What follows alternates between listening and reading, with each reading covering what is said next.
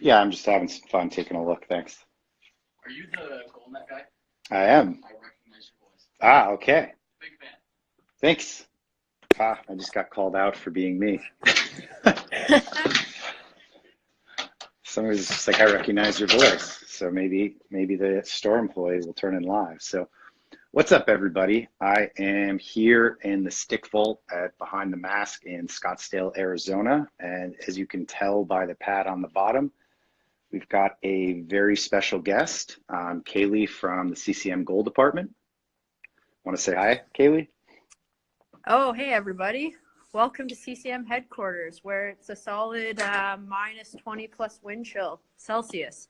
So whatever that is in US Fahrenheit calculations. Yeah, I had a similar swing coming from Chicago to Arizona, almost 100-degree swing. It was like minus 25 Fahrenheit and then plus 75 when I landed. So my body changed 100 degrees in a day. All right, Jeez, no so kidding. we're just going to kind of, yeah, pretty wild. So we're just going to go over some of the CCM product that we see here in stock and answer any questions for anybody in the audience. We can keep on the bottom. But the first thing, coolest thing about this store is the stick vault. As we take a look around, probably about 80% of the sticks in here are all pro return sticks. And we've got some big name guys. These look like some flurry sticks from Penguins days. We've got some older CCM pros before price switched to composite. And I was wondering if maybe you could tell us a little bit about the process for a pro getting his own custom patterned stick. Yeah, for sure. So it's actually pretty interesting. For me, one of the coolest things that happened when I started at CCM is that coincidentally, the person that sits right behind me is the person that is in charge of that entire process. So his name's Jeff. So we're going to call him Jeff. So basically with Jeff and his role, he'll have the rep, one of our pro reps who generally deals with the equipment managers very, very closely. Basically talk through like what the goalie likes about his current pattern.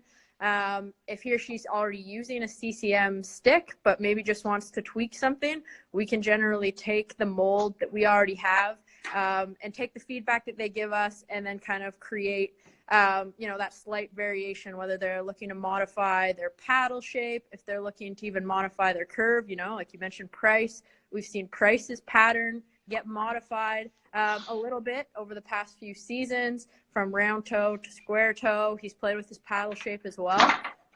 So we'll create a mold. We'll create a sample stick to send to the team to see if they like it.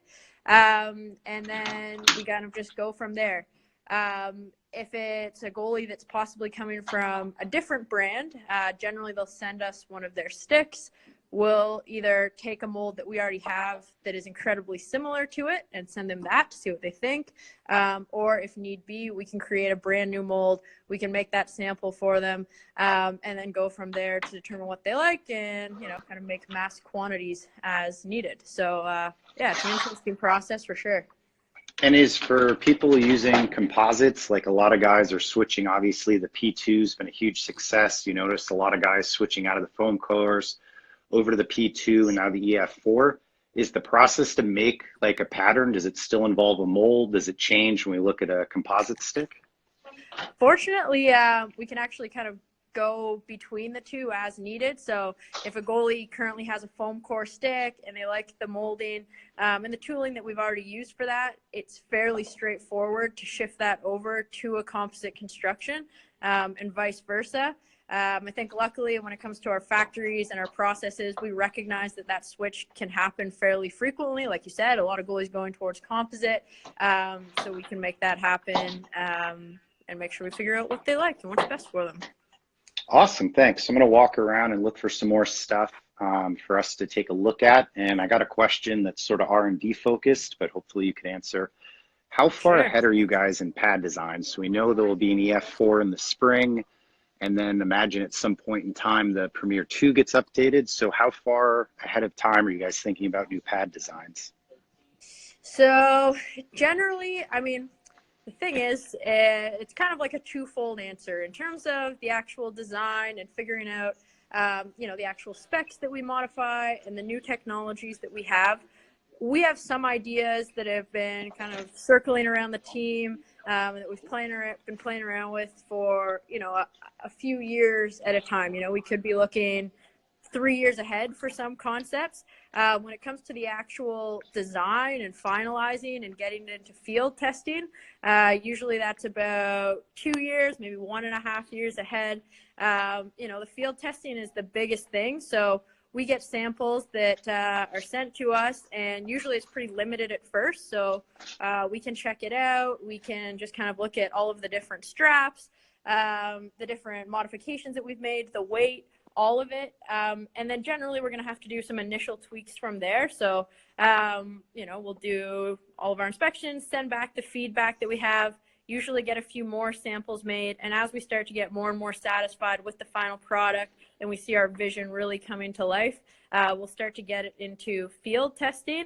So we do a ton of field testing. Obviously, we start with our pro level gear and get that out. But then as we get our intermediate samples, our junior samples, even our youth stuff, we get that out on ice. We do a lot of focus groups as well.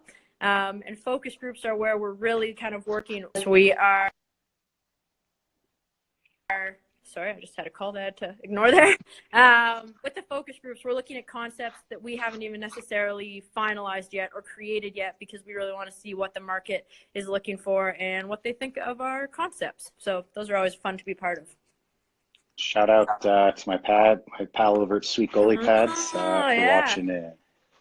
So I think this is one of the things that, in my opinion, RBK, Reebok, Coho before that, now CCM, that your team for a long time has made crystal clear, is that there's different glove break options for different goalies. You've made the 580, which has been around since like the 560 glove actually, available to everybody. So we've got a Mike Smith Pro Return 580.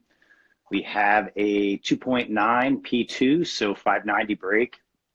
And then we have an EF 3.9 glove here, which is the 600, so the newest of your breaks. So could you walk us through a little bit, like whether it be a hand size, if it's a preference of how you like your glove to close, if it's a stick handling preference, like maybe who would want each glove, or maybe how you'd pick between the three if you're ordering custom?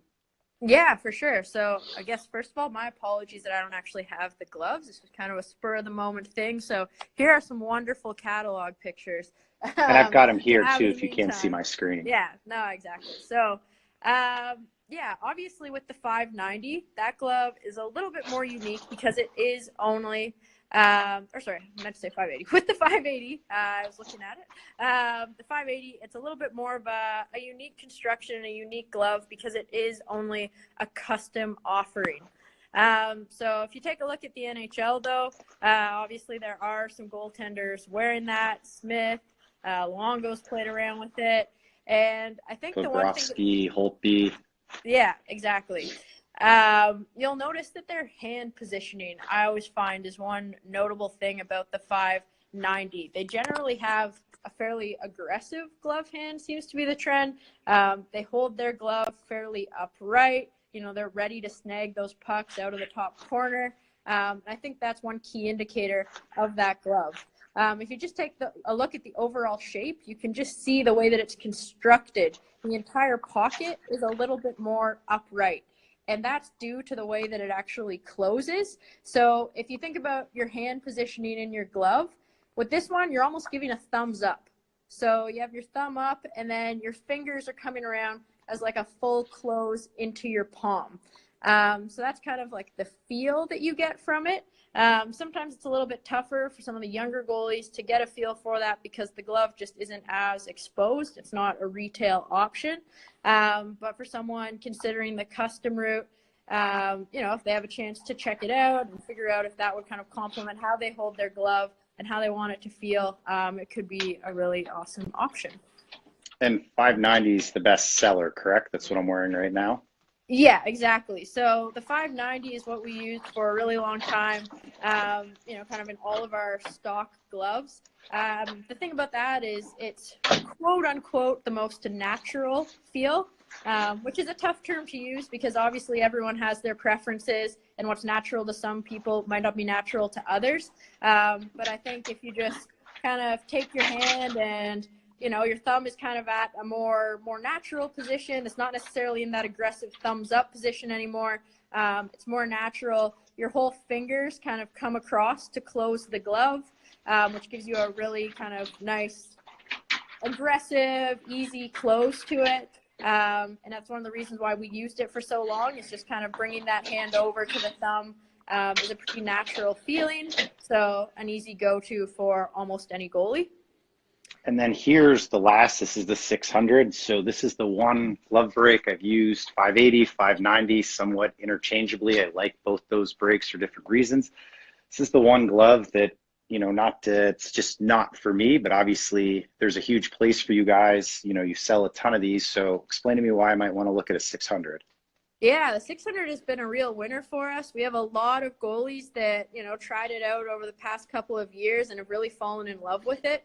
To me, when you look at it, one thing that's really noticeable about it is that the shape is a little bit different. So it almost has a bit more of a nice round oval shape to the pocket there. It really opens up. Obviously, the double T really helps with that.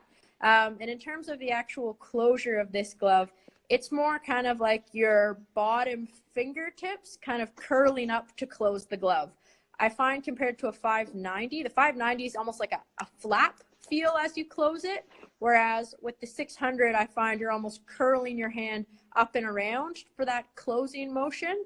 So it's a little bit different. Sometimes it can take a little bit of getting used to, but like you said, we have a lot of goalies that have tried it out and really adapted to it, and wouldn't go back and try anything else out. So a lot of options, I think, for a goaltender, regardless of whether they're looking for a way for a glove to close or a certain look, when they have it in their stance and they're holding their glove up. A lot to choose from there. Yeah, and I've got these in order, I'll say, from from my standpoint, I always look at gloves. Like a 580 is going to integrate mostly fingers when you close it. 590, I would agree, it's the most natural. It's mostly fingers with a little bit of thumb. And then the 600, if you've ever heard people throw around baseball style closure, it'd be this, where it's really directly over the middle of your hand. And you Yeah. really have to bring like your index finger to your thumb to close the glove.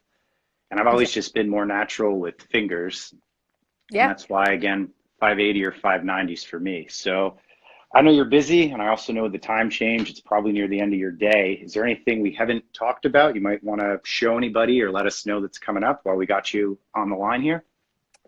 Well, I mean, I can't let you guys in on too much, but I will say that pretty pumped for some of our gear that'll be coming out later this year, and even more excited for what's coming out in 2020. Like you were talking about our kind of construction process and how we get to the next generation of gear. We've actually spent a lot of time looking at some of our upcoming pieces just recently over the past few weeks. And I got to say, very, very pumped for that. So pretty cool stuff.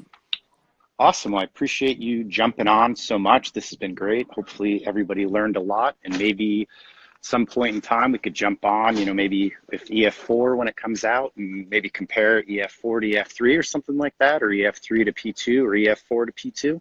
Yeah, that would be awesome. I think we'll have a lot to talk about at that point. So we'll have to connect then. All right. That's been awesome. Thanks. Cool. All right. All right. Have a good See you evening. later. You too. Bye. Bye.